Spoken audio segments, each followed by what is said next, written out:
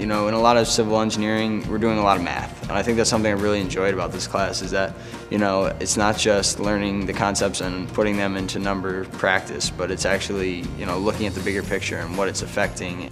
So in this project, the students are asked to build a water treatment device to treat some really dirty water. They have to build it at home, and then they bring it in and we test it for them.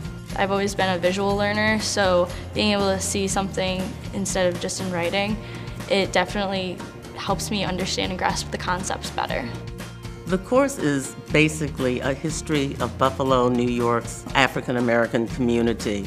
Basically, I saw the community as a laboratory, so I selected the Michigan Street Corridor. It's an historic district. It helped educate me more on the historic value of my city. Taking this course just helped me to realize, wow, like Buffalo is so amazing. Seeing that water come out pretty clear today was really satisfying. Experiential learning is considered to be one of the high-impact teaching methods, and people have shown through studies that students retain a lot more and are influenced much, much more by experiencing their learning rather than just by learning it in the classroom.